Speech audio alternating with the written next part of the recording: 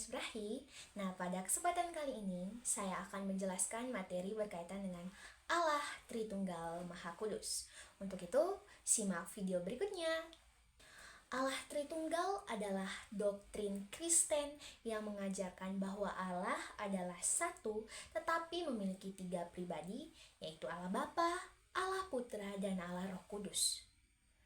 Ketiga pribadi ini memiliki hakikat yang sama, kedudukan yang sama, kuasa yang sama, dan kemuliaan yang sama. Allah Tritunggal berarti satu Allah dalam tiga pribadi.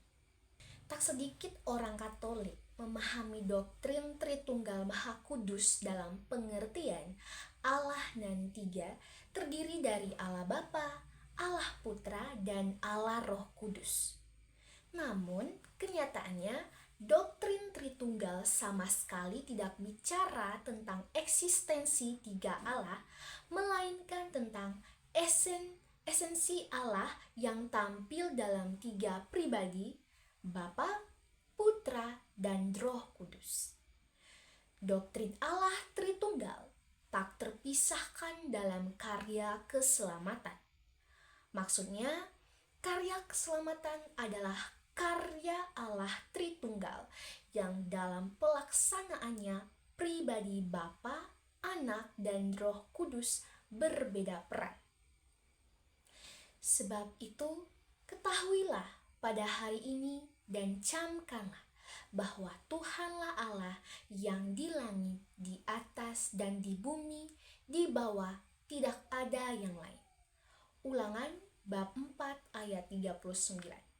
Dalam kitab suci, Allah Tritunggal Maha Kudus itu dimaknai pada karya keselamatannya, yaitu Bapa yang memprakarsai penciptaan dan penebusan, Matius bab 6 ayat 26, kemudian Matius ayat 30, 32, kemudian Roma bab 1 ayat 7. Oleh firman Tuhan, langit telah dijadikan oleh nafas dari mulutnya segala tentaranya. Sebab Dia berfirman, maka semuanya jadi. Dia memberi perintah, maka semuanya ada. Mazmur bab 33 ayat 6 dan ayat 6 sampai 9. Adapun dogma tentang Tritunggal Maha Kudus menurut Katekismus Gereja Katolik yang telah berakar dari zaman jemaat awal. Yang pertama, Tritunggal adalah Allah yang satu. Dalam Katekismus Gereja Katolik 253, pribadi ini telah membagi-bagi kealahan seolah masing-masing menjadi sepertiga. Namun, mereka adalah sepenuhnya dan seluruhnya. Bapa adalah yang sama seperti Putra, Putra yang sama seperti Bapa, dan Bapa dan Putra adalah yang sama seperti Roh Kudus, yaitu satu Allah dengan kodrat yang sama. Karena kesatuan ini, maka Bapa seluruhnya ada di dalam Putra, seluruhnya ada dalam Roh Kudus, Putra seluruhnya ada di dalam Bapa, dan seluruhnya ada dalam Roh Kudus. Roh Kudus ada seluruhnya di dalam Bapa dan seluruhnya di dalam Putra. Yang kedua, ketiga pribadi ini berbeda secara nyata satu sama lain, yaitu di dalam hal hubungan asalnya, yaitu Allah Bapa yang melahirkan, kemudian Allah Putra yang dilahirkan, Roh Kudus yang dihembuskan. Dalam Katekismus Gereja Katolik 254. Yang ketiga, ketiga pribadi ini berhubungan satu dengan yang lain. Perbedaan dalam hal asal tersebut tidak membagi kesatuan ilahi, namun malah menunjukkan hubungan timbal balik antara pribadi Allah tersebut. Bapa dihubungkan dengan Putra, Putra dengan Bapa, dan Roh Kudus dihubungkan dengan keduanya. Hakikat mereka adalah satu, yaitu Allah. Dalam Katekismus Gereja Katolik 255. Adapun penjelasan mengenai pribadi Allah yakni Allah Bapa, Allah Putra, dan Allah Roh Kudus. Yang pertama, Allah Bapa. Allah Tritunggal ini hanya dapat dilihat dari karya Allah. Sebagai Bapa, Ia menciptakan segala sesuatu. Mari kita lihat bersama-sama peristiwa penciptaan baik dalam kitab Kejadian maupun dalam Yohanes. Dalam peristiwa penciptaan sangat jelas diperlihatkan bahwa semua itu ada bukan karena dengan sendirinya ada, serta bukan karena mengalir keluar seperti sarang laba-laba, tetapi karena diciptakan oleh Allah Bapa. Dengan kata lain, kalau bukan diciptakan oleh Allah Bapa dengan firman-Nya, langit dan bumi ini kosong adanya. Yang kedua adalah Allah Putra. Ketika manusia jatuh ke dalam dosa dan harus menerima upahnya yaitu maut, dalam Roma bab 6 ayat 23, Allah yang mengasihi manusia tidak membiarkan manusia binasa karena dosa-dosanya. Ia rela menyerahkan dirinya untuk merangkul kita sehingga terjadilah peristiwa kelam, yaitu kematian Yesus Kristus di atas kayu salib.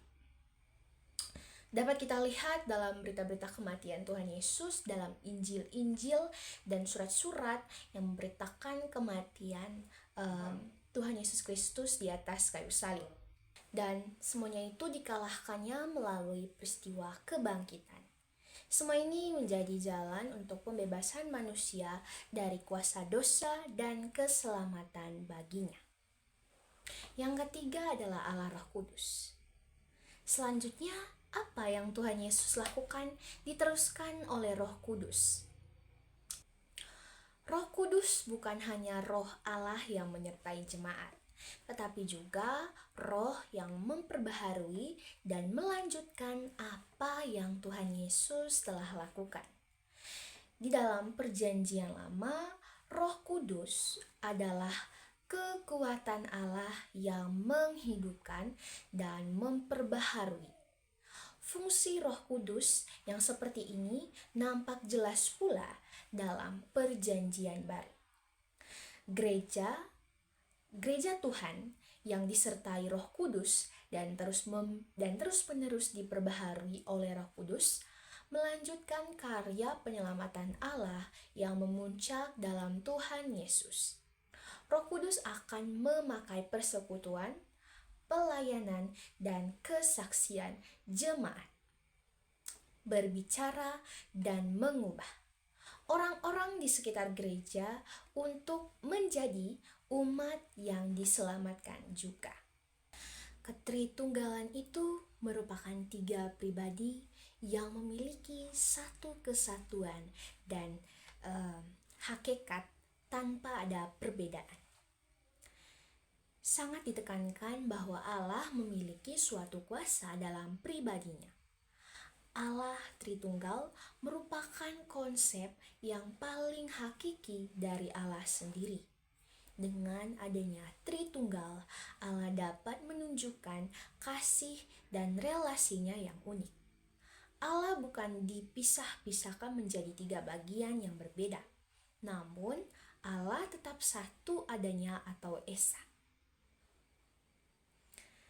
Allah Bapa, Allah Anak, dan Allah Roh Kudus merupakan satu Allah dalam esensi masing-masing. Allah Bapa diidentikan dengan Allah pencipta langit dan bumi, dan Allah Anak diidentikan dengan Allah penyelamatan umat percaya, dan Allah Roh Kudus diidentikan dengan Allah penghibur umat percaya. Meskipun dapat dipahami dalam beberapa hal mengenai hubungan antara pribadi dengan Tritunggal ini, pada akhirnya kita tetap tidak dapat mengerti secara utuh. Karena begitu besar kuasa Allah dan begitu tak terbatas, ia untuk akal manusia yang sangat terbatas. Nah, teman-teman semuanya, itu tadi penjelasan mengenai Allah Tritunggal Maha Kudus. Semoga materi yang sudah saya sampaikan dapat bermanfaat bagi kita semua. Sampai jumpa lagi.